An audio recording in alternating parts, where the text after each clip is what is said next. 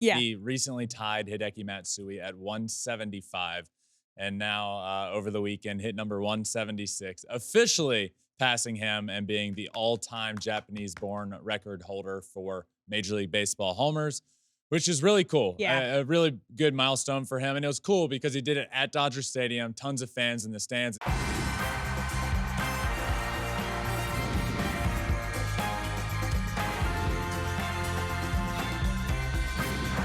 Fly ball onto the track, at the wall, it's gone! Home run! Turns on a ball, deep right field, and gone! What a game, what a moment. Happy Monday, my friends. Welcome to another episode of Flippin' Bats, and we have a lot to talk about on this Monday. We have power rankings, a new top 10 power rankings, as we do every single Monday, as well as team of the week, player of the week, the usual Monday stuff there. Overreaction Monday. We're going to talk about Paul Skenes, still in the minor leagues. Should he be there? Should he be there? Why is he still there? When should he be called up? All that. The Dodgers, what's going on with the Dodgers? They're right around the 500 mark. Are they good enough to win as they are currently assembled? Who's the best rotation in the National League? A lot to talk about today. Alex, Hello, you ready? Ben. Hello. Yeah, that was a funny lot to talk about. Alex, Yes. my friend. Yeah, I'm ready. Yeah. This was a fun weekend, a lot going on the field, off the field. There's just like a lot of smiles all around. Good You know weekend? who else? I had a great weekend. I threw my sister's baby shower. So, I'm about to be a double auntie this summer. So, yeah, wild. Good times. You threw it. I threw it. Wow. Yeah. Good for you. Yeah, first time. But I'm a great party thrower. I'm there. I do food, booze, and vibes really well. That's my jam. Games, not my thing. But everything else, like, I have you covered. Okay. So it was great. Okay. You? Yeah. Good weekend. What'd I do? Went to a comedy show Where? I love comedy shows. down in Hermosa. Oh, do a comedy magic? Yes. Yeah. Love that for Yes, you. I performed. Everybody Cool. loved it. Did you get called out? No. Are you one of those that like to be involved I would in like the to. front? I would love to. Okay, be I figured called you'd be out, one of those. roasted, whatever. Whatever This it is may my be. love language. But Keep coming at me. but yeah, did that. Good weekend. It was. You know who else was all smiles this weekend? Who? Shohei Ohtani, you guys, because he just officially became the all-time home run leader for a Japanese-born Major League Baseball player. And that was probably one of the biggest smiles I've ever seen him have. Yeah, 176. It felt like we knew this was coming. Yeah. He recently tied Hideki Matsui at 175, and now over the weekend hit number 176, officially passing him and being the all-time Japanese-born record holder for Major League Baseball homers, which is really cool. Yeah. A really good milestone for him, and it was cool because he did it at Dodger Stadium, tons of fans in the stands, and he actually acknowledged that. He said there were a lot of people in the stands, and I only hit a few homers for Dodgers fans. So I'm looking forward to hitting tens and hundreds more Whoa. for Dodgers fans, Yeah. which is a great quote. As he Love that. should. Yeah. Yeah. We know he's going to be up there with some of the top home run leaders in Major League Baseball. He also had a funny little quote after the game, right? Saying he wants to get more than his manager in a Dodger uniform, which was pretty good. He said, so Dave Roberts, manager of the Los Angeles Dodgers, is also a Japanese-born baseball player that played for the Dodgers and hit a grand total of 7 home runs for the Los Angeles Dodgers. So Shohei is only at 5 for the Dodgers. He's getting close. So Shohei said, I want to break my, here, it's in the wall. Yeah. He said he wants to break his manager's record. So I love that. will it happen? Nobody knows, but I have a good feeling it might. I think it'll probably happen very soon here. As we've been talking about, he is off to an extremely hot start. Especially last week we compared it to his MVP season last year, and his numbers are already surpassing all of that. So he's just fine. He's just getting started. He's hitting 368 right now. Yeah, no, it's insane. Absolutely crushing it, which we knew was going to happen because he was only focusing on hitting this year instead of, pitching. Now he's just getting closer to recovering and coming back. But Ben, you know who else is having a blast right now to start the season? Who? The Orioles. Yeah, One they of your are. favorite teams out there. Yeah, they are. We talked all about them to end last week. They are having a blast. And I don't think people quite when a locker room is to the contrary of what the Orioles is, it gets a lot of talk, right? Yeah. Like I point to the Padres of last year, a lot of talent, It just never felt like the vibe was right. And you could say that the same thing about the Mets from last year.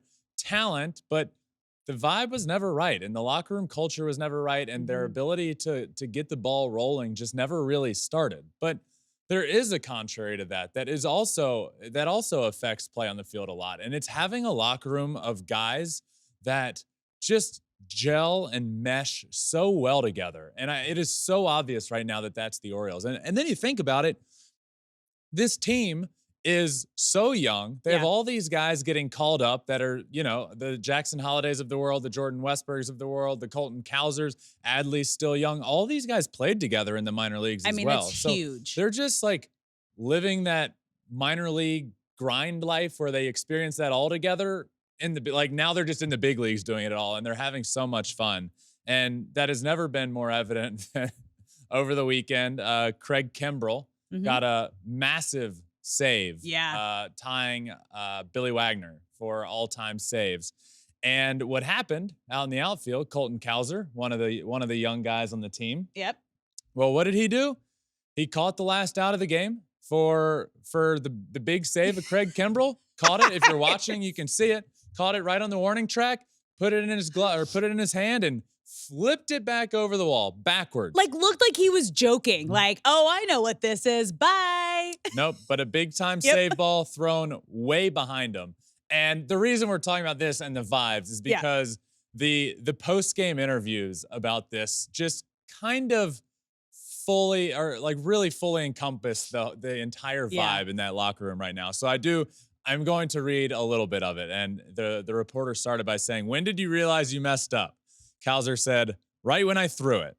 I said, Craig has a lot of saves. That one might have been important. I literally told Cedric Mullins, right when I did it, I might have messed up.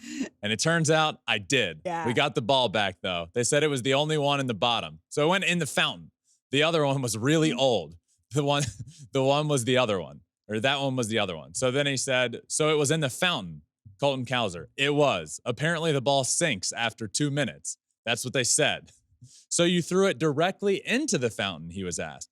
"I just yeeted it behind me. I didn't think much. I kind of messed up. I think every time Craig has a save now," and this is when he was interrupted by Jackson Holliday, interrupted him and said, "What did you do again?" Cowser said, "I yeeted it."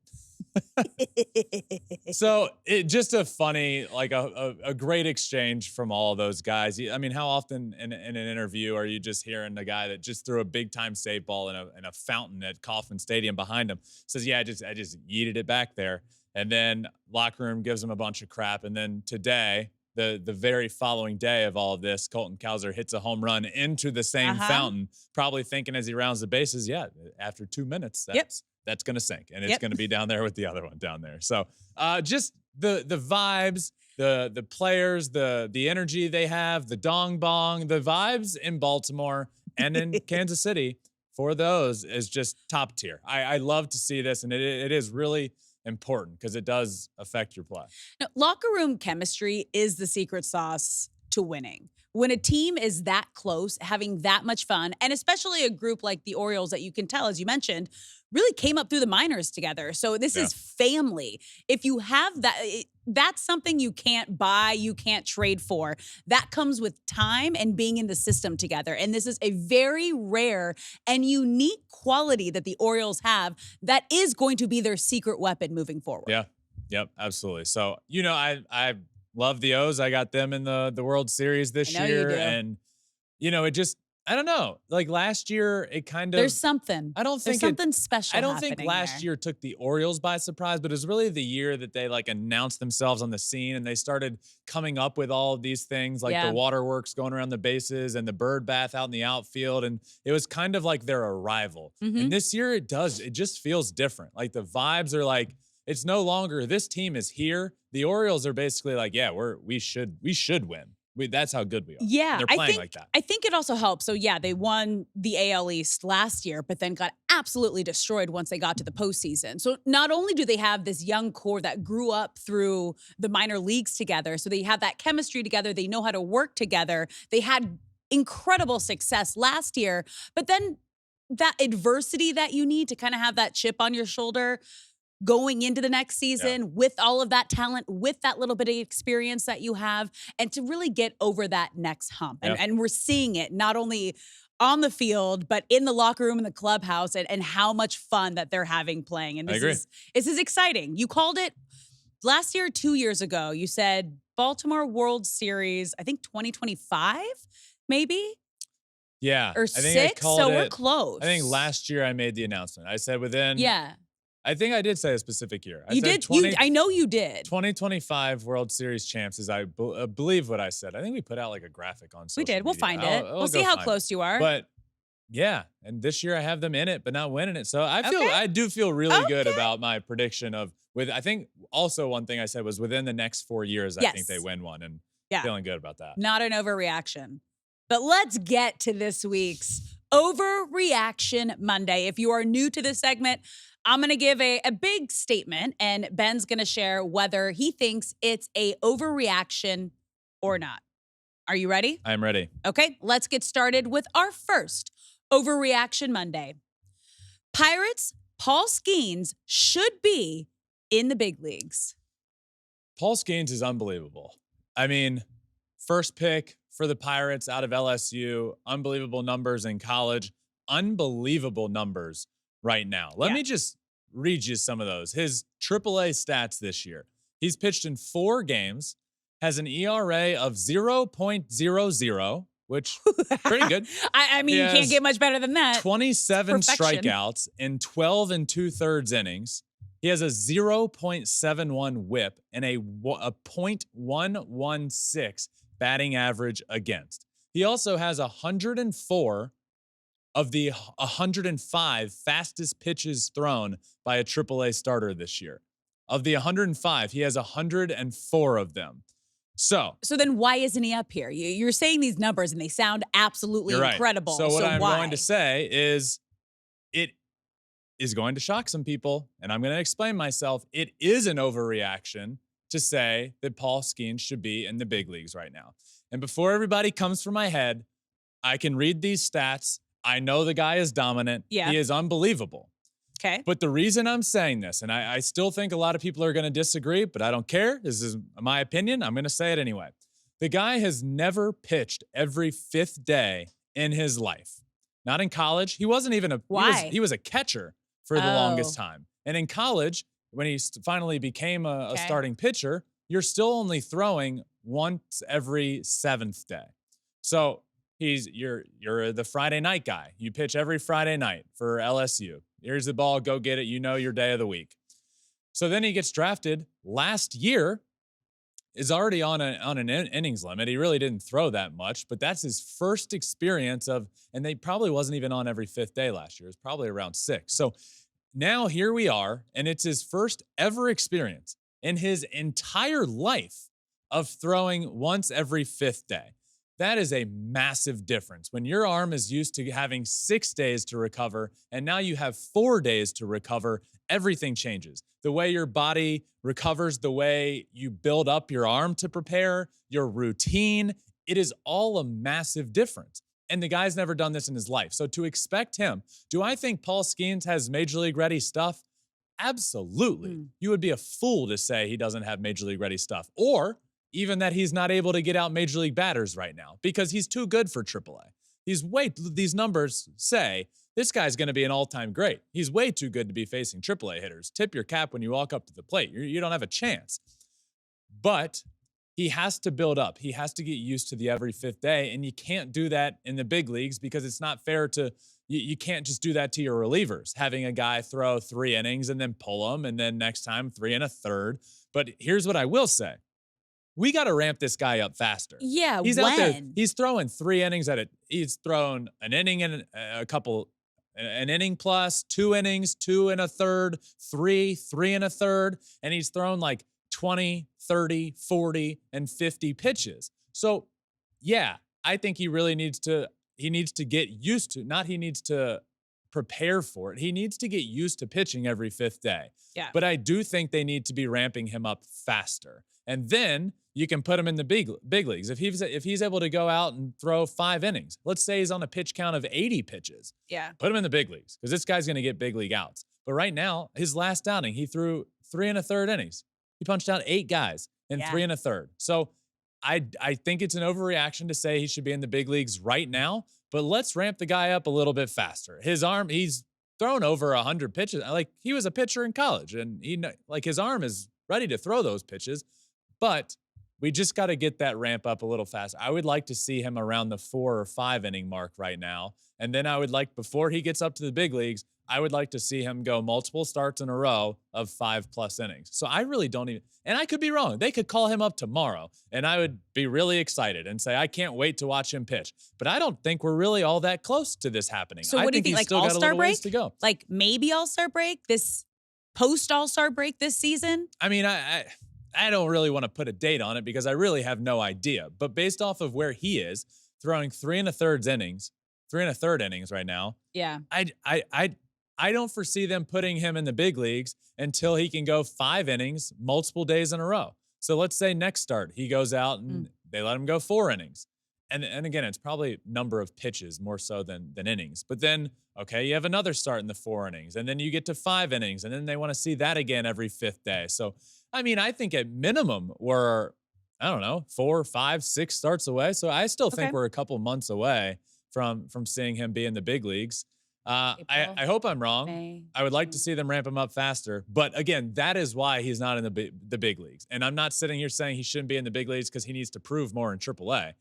He doesn't need to prove anything besides that his body's capable of recovering every 5th day. He is dominant. He's going to be unbelievable in the big leagues. He's a lot of fun to watch. I just think the Pirates are, and I don't want to say they're being too cautious with him because in this day and age of arm injury after arm injury, like everybody's just trying to figure out how to keep pitchers healthy. But I would like to see him ramped up a little bit faster. The guy's thrown complete games in college. Like he can throw more than 3 1/3, I promise you. So I'm going to say it's an overreaction to say he should be in the big leagues right now, specifically because of the buildup. All right. Well, let's keep talking about pitching and move on to our next Overreaction Monday. The Phillies have the best rotation in the National League. I'm going to say the Phillies, I'm going to say yes. Here's why. Okay. This is not an overreaction to say that. Before the season started, I said the Atlanta Braves have the best rotation in baseball. What has happened since? Well, Max Fried, who's a big part of that rotation, has a 7.71 ERA. For those not keeping track at home or watching the Braves much, many people in baseball know the name Max Fried. He's a Cy Young contending pitcher. Nasty stuff. He has a 7.71 ERA on the season. Chris Sale, their new acquisition, 4.38 ERA. Charlie Morton, the savvy vet in the rotation that you seemingly always know what you're going to get, a 4.70 ERA. And the biggest reason of all I said the Atlanta Braves have the best rotation in baseball is because Spencer Strider, I had winning the NL Cy Young Award this year and striking out over 300 guys on the season. I don't think that's going to happen because he ended up getting Tommy John surgery and isn't going to pitch again this year. So Braves rotation, the guys that are supposed to be good, not pitching great. Spencer Strider out all year long with an injury. And then you talk about the Philadelphia Phillies and how good they have been. Zach Wheeler might very well be the best pitcher in baseball right now. You know, I know Tyler Glasnow will have a conversation about that, but Zach Wheeler, absolutely dominant. A 2.30 ERA on the year. Aaron Nola, a 3.16 ERA. That's Wheeler and Nola, their playoff dynamic duo. Yeah. Those are 2 of the highest ERAs they have in that rotation, and those are pretty low. Ranger Suarez, a 1.73 ERA. Woo! Spencer Turnbull, friend of mine, friend of the pod, 1.23 ERA. Chris Sanchez, bottom of the rotation guy, nasty changeup, 2.53 ERA on the year. Spencer Turnbull the other day took a no-hitter into the 8th inning on Friday. Zach Wheeler took a no-hitter into the 8th inning on Saturday. Aaron Nola, 3 outs away from a complete game in his last start. This rotation is downright filthy.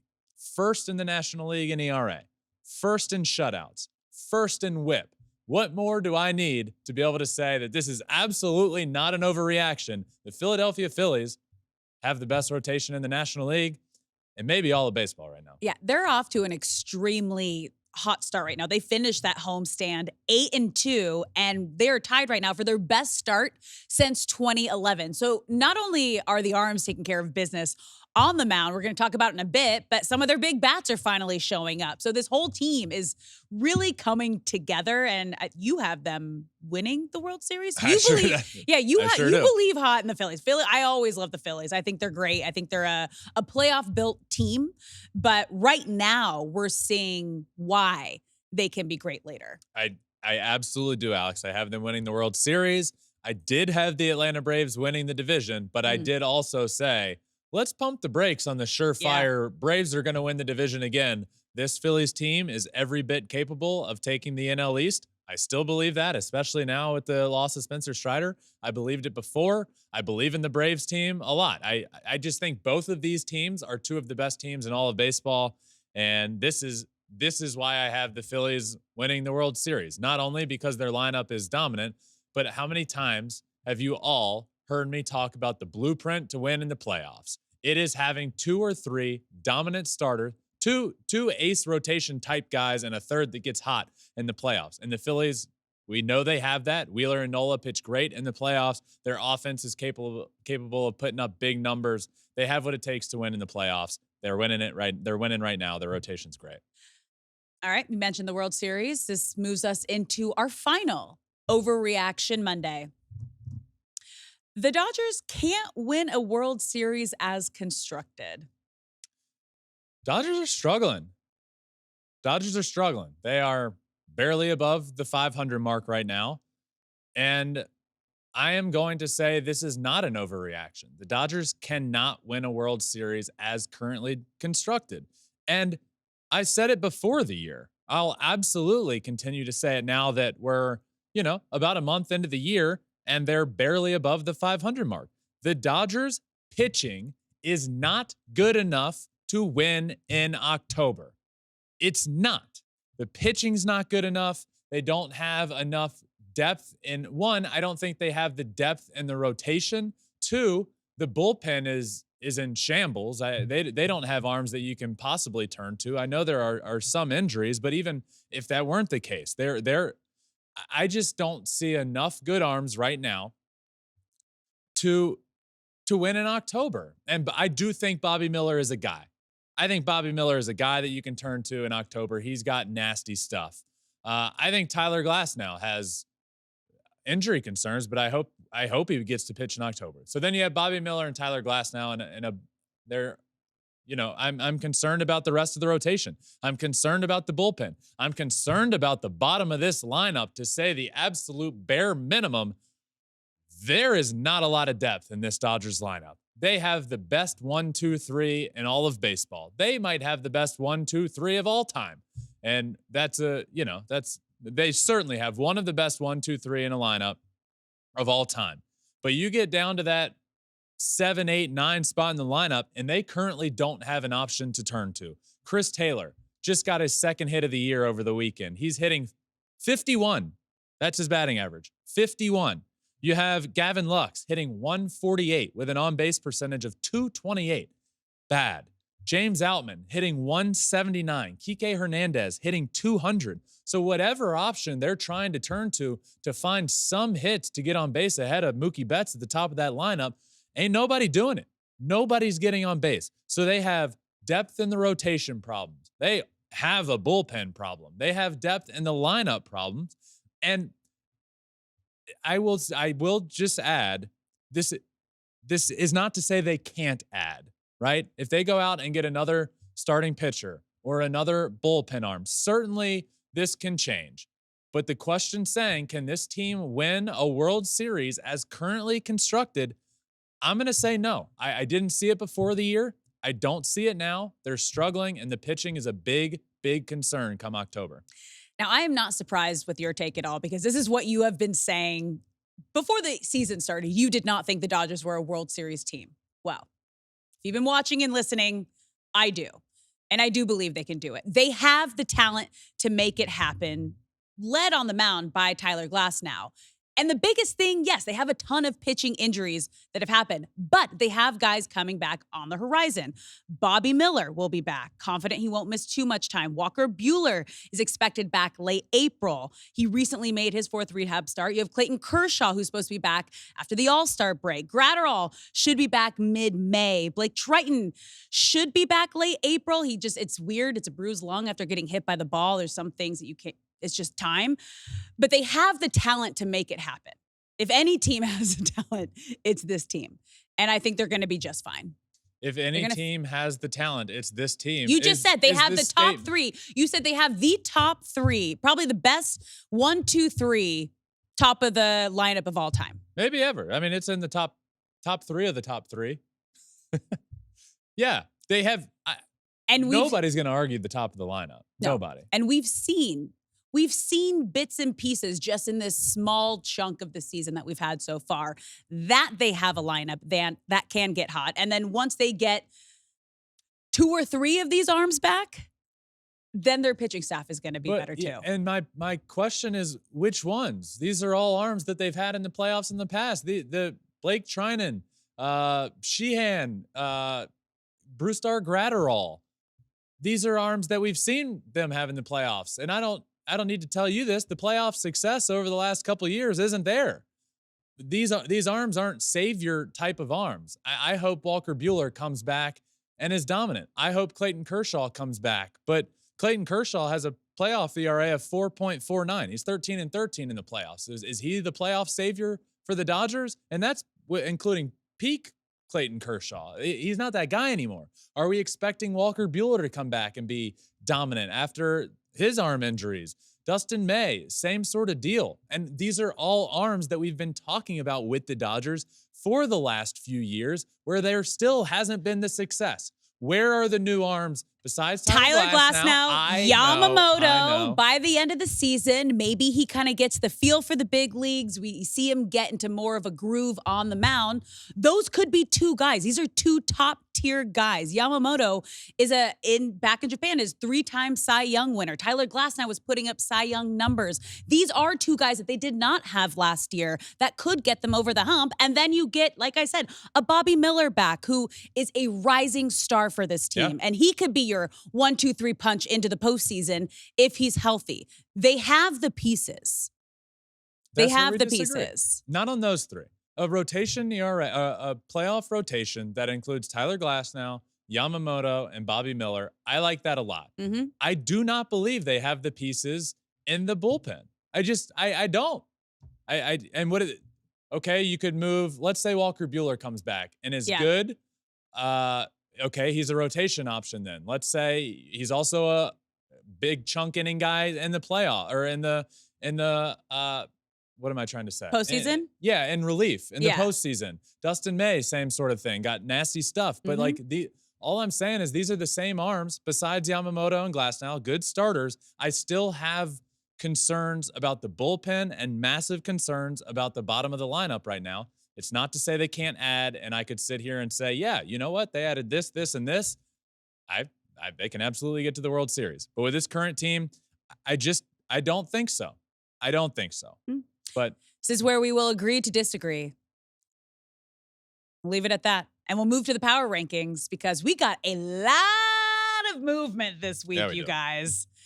Whew. But let's get started at number 10. Which is the only non-movement that we had this week, and that's the Royals. Yeah, Royals are still here, holding strong. They're 13-9.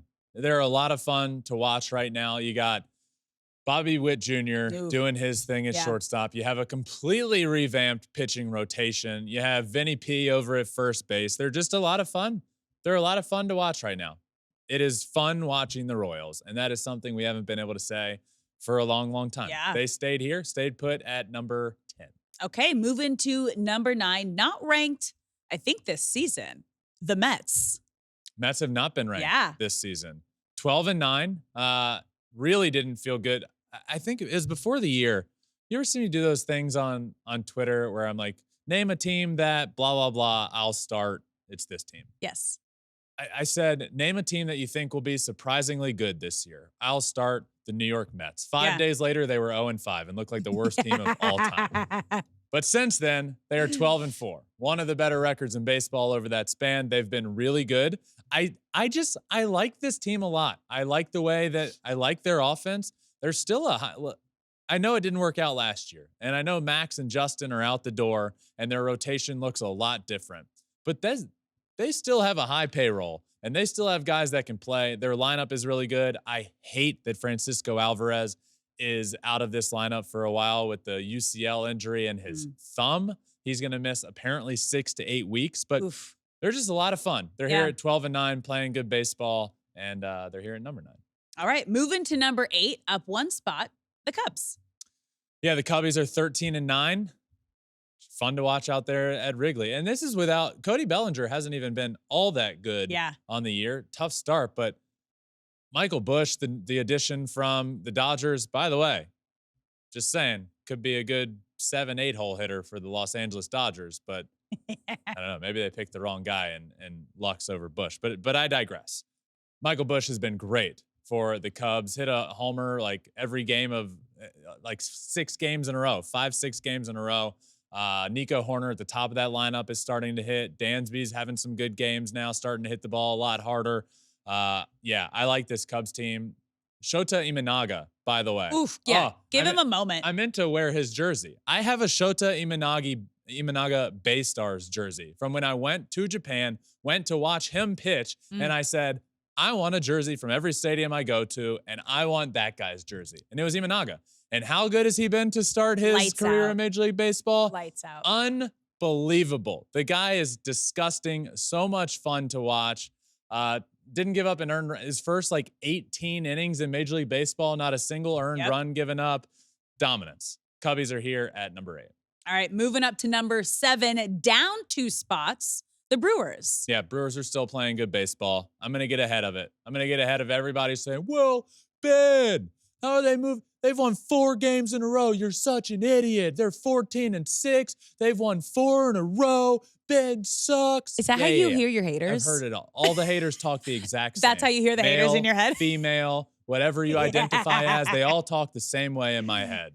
Ben, you're so dumb.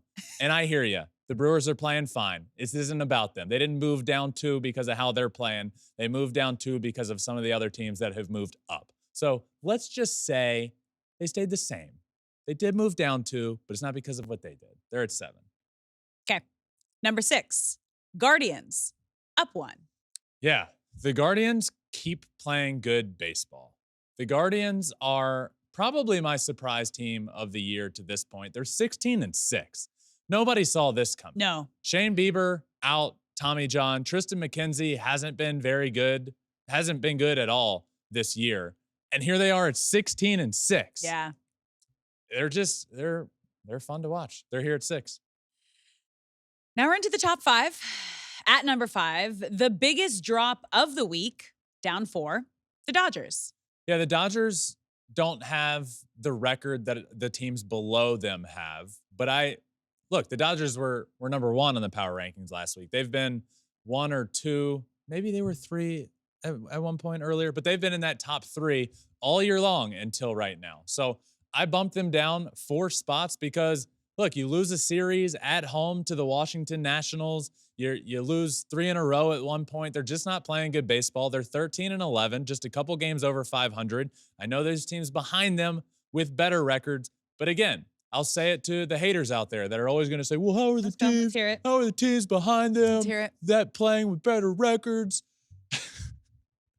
And to that, I would say power rankings isn't the standings. If you want to find the standings, you can go to the MLB app, you can go to the Fox Sports app, and you can look at the standings. But these are power rankings for a reason. The Dodgers are good. They're better than the teams behind them. They might even be better than some of the teams in front of them. Yeah. But right now, they have to slide down the list. It has not been good. You can't lose a series at home to the Washington Nationals. They've been playing some bad baseball, so they're here at 5. I want you to do like mean tweets reading in that voice. I know. There are a Funny. cornucopia of mean tweets just out in the there. voice. Some that might not be able to be read on. Not appropriate. Okay, let's move to number 4 because Family-friendly show. Is it though? You cuss. That's not family friendly. What? Yeah.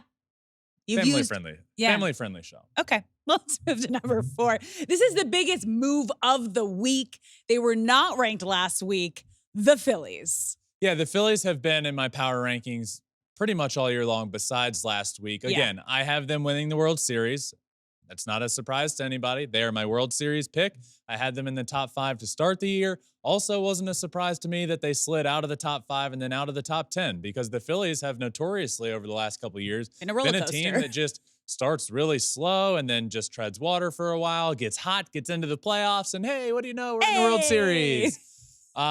They're not doing that right now. They're playing really good baseball. They're 14-8. They've won 6 games in a row. Their pitching staff is maybe the best in baseball right now, absolutely the best in the National League right now. So Phillies not only back in the top 10, they're back in the top 5. They're back in the top 4. Keep going. To the top 3 at number 3, down 1 spot, the Yankees. Yes, Yankees slide just 1. They're 15-7. Juan Soto is unbelievable. That's really all I got to say about the Yankees right now. Juan Soto is unbelievable. Aaron Judge, not good right now. Juan Soto, good. Where would the Yankees be without Juan Soto right now? I don't know, but it would not be 15-7. Aaron Judge is having a bad year to this point. Will it change around? Absolutely. I hope so. I do hope this isn't like, I do hope that injury that happened that he said he's going to be dealing with and having isn't affecting maintenance him all now. year long or all career isn't something that's a hindrance to his swing and that we're just seeing him get off to a bad first few weeks of the season. Again, it's April 22nd. It's not, I don't care. I could care less about his batting average. But his at-bats just look bad. He's getting booed at Yankee Stadium. Did you hear his response, though? He said, I probably would do the same. I deserved it. Like, he wasn't mad at it. Yeah. I do feel like that whenever a player gets booed and they're asked about it, I do feel like that's everyone's response, which I love. But the places where it happens, it's going to be Philly, it's going to be New York, it's maybe going to be Boston. It's in places where you're playing and you know these fans are going to have a love-hate relationship with you throughout the season. Hey, Phillies pulled a full 180. They now cheer. Standing ovation to turn Trey Turner's season around last year. Yankees at epic. 3. Okay, on to number 2, up 2 spots. Ben's favorite team, the Orioles. The O's, baby. The O's. Jordan Westberg, Adley Rutschman, Colton Cowser, the Dong Bong, Cedric Mullins, Grayson Rodriguez, Corbin Burns. The O's are unbelievable. They're 14-7. They are so much fun. I love this team. Gunnar Henderson, Jackson Holliday hasn't even gotten his second hit in the big leagues yet, and I love him. I love this team. I love this team. I saw the content like as you were doing it, as you were listing it. I like saw them like popping up around your head as you were listing everything you love about this team. I think we need to make that happen. See you, Logan, over there. This ain't a scripted show. Who knows what's going to come out of my mouth? Besides, at some point in every episode, we will be talking about the Dong Bong. You knew that was coming. We don't. All right, the O's are number 2. Okay.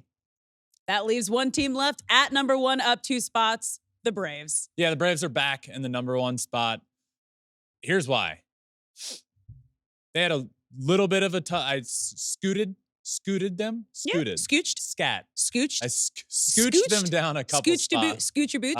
Last week, but they are now back up. They sweep the Houston Astros on the road. Then it's a tough, I know the Astros aren't playing well right now, but a tough couple games of the Astros and the Rangers in Texas. Sweep the Astros and then go up to Texas, up to Arlington. Take the first 2 against the Rangers. Again, we film on Sunday evenings, so they are the Sunday night game. So win the first 2 games of that series, could potentially sweep the Texas Rangers, but again, as we currently stand before that game goes final, the Braves have won 6 games in a row. They're 14-5. Their lineup is the best in baseball, top to bottom. Their rotation is really underperforming, and they're 14-5. Raisel Iglesias has been lights out in the back end of that bullpen.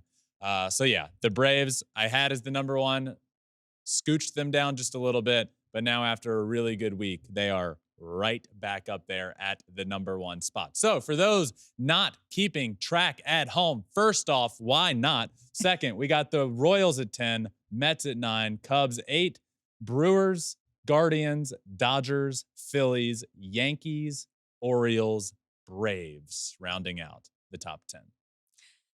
My Scooch made it into your final thought there. Yeah. So that ended up winning. Yeah. I like that. Did. All I right. like Well, now let's talk about the best lineup in all of baseball this week. It is time for our team of the week. We're going to get things started behind the plate with the big dumper, Cal Raleigh. Nice. Yeah. Yeah, Cal Raleigh behind the plate. One of the more underrated catchers in the game of baseball. Not a lot of people talk about him, but the guy the last couple of years has led all of baseball catchers in homers.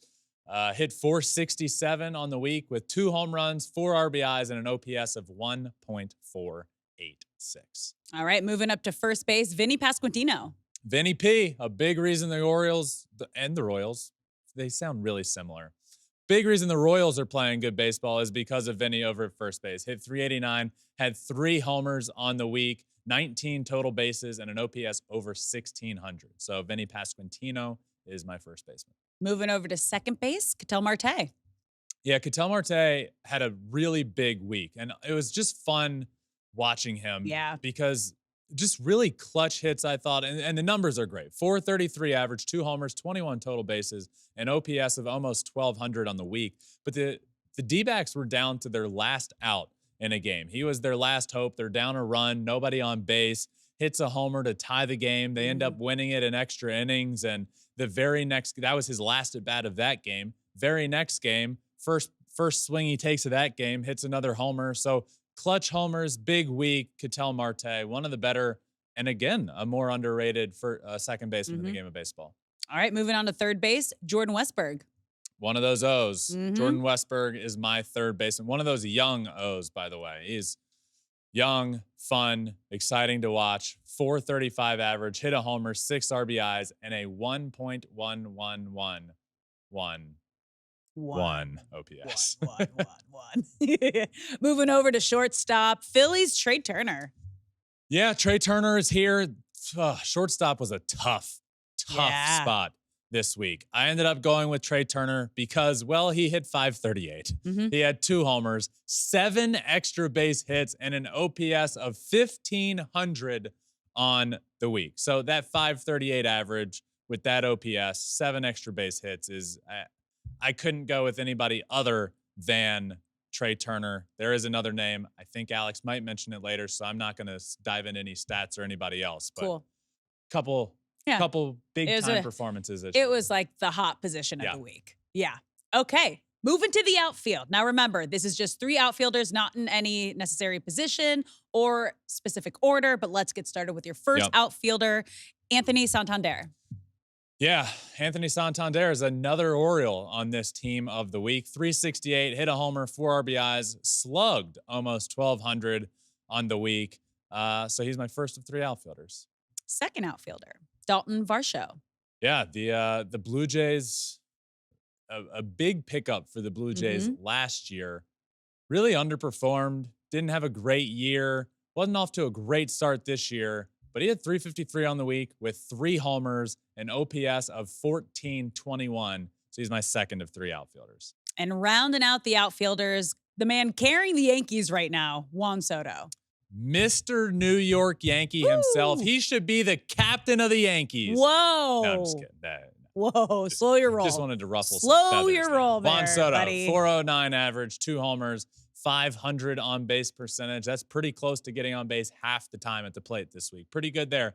And an OPS of 1.273. So Juan Soto, Dalton Varsho, and Anthony Santander are my 3 outfielders. Okay, moving on to designated hitter, Brian De La Cruz. Just a lot of homers. Yep. A lot of homers this week for Brian De La Cruz. 4 homers, 10 RBIs, an OPS of 1.086. Hit 286, but man, was he driving the ball. Clutch homers. They were down in the 9th inning the other day, down a run. He had a huge 2-run homer to come from behind and win that game. So clutch, a lot of power. Good week for him. He's my DH. Starting pitcher, Jose Barrios. Jose Barrios has really turned the resurgence of Jose Barrios is awesome. Really, really good pitcher for the Twins. Ends up traded, going over to the Blue Jays, and just not, I don't know. He went through something. It's almost like he lost his mechanics or he lost his confidence or something, but He's back to being that nasty pitcher. He had 2 wins on the week, 13 innings pitched, struck out 13 guys, didn't give up a single earned run in 2 starts, and a whip under 1, 0.85. So Jose Barrios is on the mound as my starting pitcher. Love to see it. Now let's wrap things up with your relief pitcher of the week, Raisel Iglesias. Braves, number 1 on the power rankings, winning 6 games in a row, entering Sunday. That means a lot of save opportunities. Raisel Iglesias ended up with 4 on the week. 3 1/3 innings pitched, 4 saves, 3 strikeouts, 0 earned runs, 0 hits on the week. Perfection. That's it. That's we end with closer. All right. So that going around the field, you got Cal Raleigh, Vinny P, Ketel Marte, Jordan Westberg, Trey Turner, Anthony Santander, Dalton Varsho, Juan Soto, Brian De La Cruz, Jose Barrios on the mound, Raisel Iglesias also on the mound, just a little bit after Jose Barrios to end the game. My player of the week. Yeah. I'm going Trey Turner. How could I not? 538 batting average, 2 homers, and a 1,500 OPS. We talked about it earlier. The Phillies faithful, full 180. They just now cheer for underperformance, really try and turn guys around. Well, they did it with Trey Turner. Again, not the best start to the year this year. Not your typical Trey Turner start. Took him a little while to get that first homer, but he had 7 extra base hits on the week, 2 of those being homers, hit over 500. Trey Turner and the Phillies, they're back. Alex, who's your player of the week? Well, we're sticking with the shortstop theme, all right? Because my player of the week is Gunnar Henderson, the Orioles phenom. Now, the only reason he's not on the team of the week is because of the shortstop that you just mentioned, Trey Turner. But if you could have snuck him in, he deserves to be somewhere on this team of the week. The reigning AL Rookie of the Year is showing why he was a Silver Slugger, batting .458, 3 home runs, 6 RBI, an OPS of 1369, 1 stolen base, and he is helping this team inch closer to the top of the AL East. Just right on the Yankees' heels. And you missed one big thing. The mustache. You kidding me? A mustache like that, he should have been my player of the week. I like it. I also think that's the first time in history one of us has a player of the week that is not on the team of the week. Unfortunately, they play the same position, so I'm glad you went with him.